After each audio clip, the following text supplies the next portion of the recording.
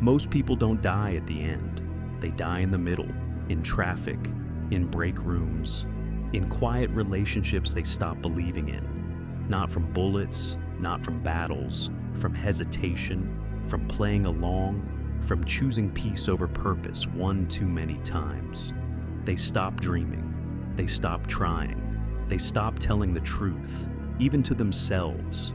And then they walk around in a body that still breathes, with a soul that already gave up. This is what death looks like when you pretend it's not happening. You don't even realize it at first. It just feels like being tired, like your days are long and your mind is foggy. You chalk it up to stress.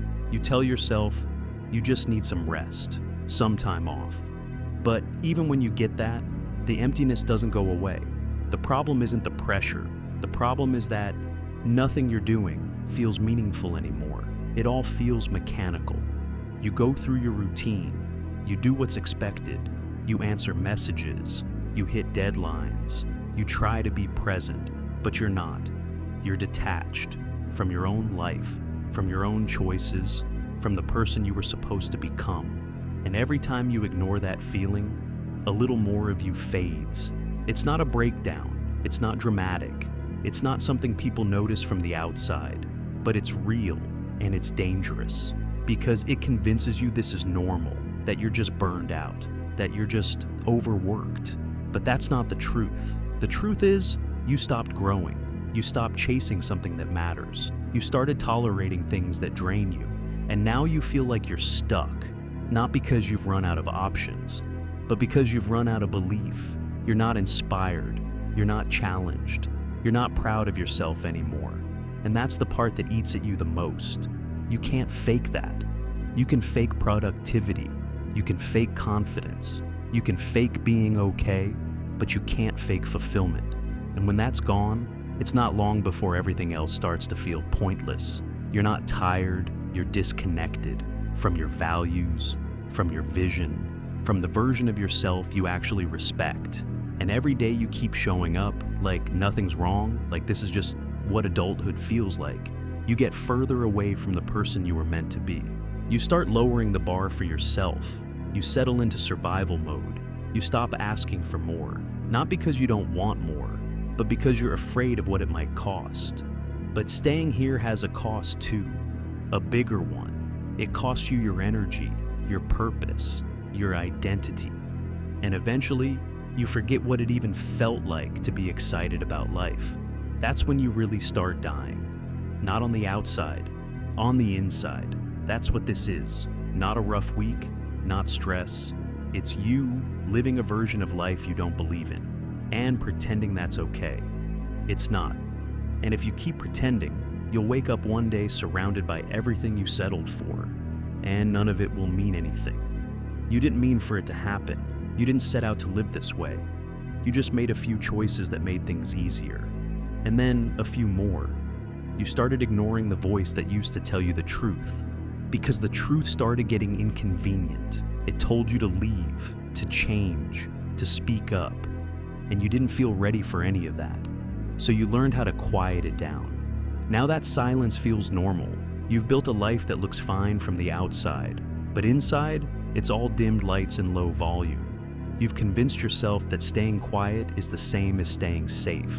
But safety isn't the same as peace, and it's definitely not the same as fulfillment.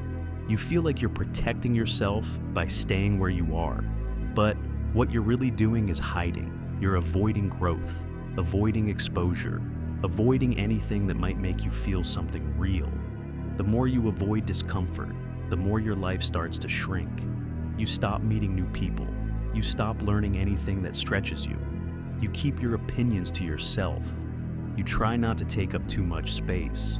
Eventually, you become a background character in your own story.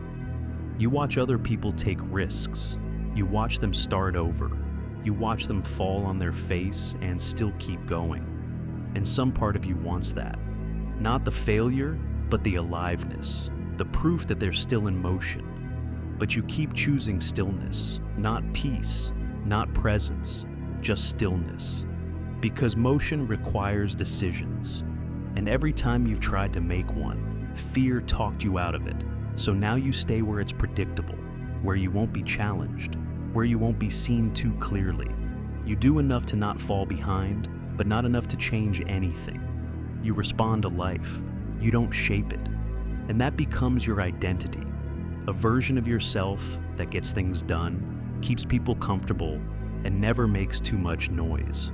That version of you survives, but it never thrives. It keeps the peace, but it kills the momentum. And over time, you start to feel smaller. Not because the world shrunk, but because you stopped growing, and it hurts, but you get used to it. You normalize the ache. You call it adulthood. You call it responsibility. You say you're just tired, just busy, just not in the right season. But what you really are is disconnected from who you used to be, from who you're supposed to be, from what matters to you. And the longer you wait, the easier it gets to keep waiting. Eventually, waiting becomes your lifestyle. You stop even pretending you're working towards something. You just aim to make it through the day without being reminded of how far you've drifted. That's the death. That's the slow collapse. Not the moment you fall apart, the moment you decide to coast. Because deep down, you know you're still capable of more. You haven't run out of potential. You've just stopped accessing it. You buried it under comfort, under excuses, under fear. And now it's been quiet for so long, it feels like it never existed. But it did. You just got tired of fighting to hold onto it when everything around you told you to let go. You gave in, and now you're living in the aftertaste of that decision. You keep telling yourself that someday you'll get it back. The clarity, the hunger, the drive. But it's not coming. Not unless you go back and get it. You keep waiting for the spark to show up on its own, for the energy to return, for the answers to become obvious. But this kind of return doesn't happen on accident. It happens when you stop waiting. There's no permission slip for changing your life. There's no sign that tells you it's time. There's just this moment where you finally get tired of the way things have been, tired of pretending you're okay with it, tired of telling yourself it's fine, tired of getting through the week and calling that survival some kind of success. Eventually, you have to admit what you already know, that you've outgrown this version of yourself, that staying here is what's making you feel like you're fading. And if you don't make a move, you'll keep disappearing. You don't need a full plan. You don't need certainty. You just need motion. Even a small one. Even something as simple as saying it out loud. This isn't who I want to be anymore. That's how it starts, not with a transformation, with honesty. From there, it's just steps, not huge ones, but steps that mean something. Cutting the things that drain you, pulling yourself out of patterns that keep you flat. Letting go of the people who expect you to stay where you are. This is the kind of growth no one claps for. There's no applause when you stop pretending, no celebration when you stop shrinking, but you'll feel it, quietly at first, then deeper. You'll feel the space open up inside you again. You'll feel your mind start to clear. You'll feel that voice in you get stronger, the one that tells you the truth, the one that says it's not too late, that you're not too far gone, that your story didn't end just because it went silent for a while. You're still here. And that means you can still become something real. You're not burned out. You're not stuck. You're just living too small for who you actually are. And the longer you stay in this box, the more it'll convince you there's nowhere else to go. But there is. It starts when you stop needing everything to make sense before you act. It starts when you stop asking for signs and start building your own momentum. You're not going to feel ready. You're going to feel resistance. That's normal. That's how you know it matters. This isn't about lighting everything on fire and starting from scratch. This is about waking up from the version of you that stopped growing and choosing to move again. Even if it's awkward, even if it's slow, even if it's quiet. Because life doesn't change when you're ready. It changes when you're honest. So, here it is. The truth. You've been dying in pieces. Not because you were weak, but because you forgot who you were. Now it's time to remember to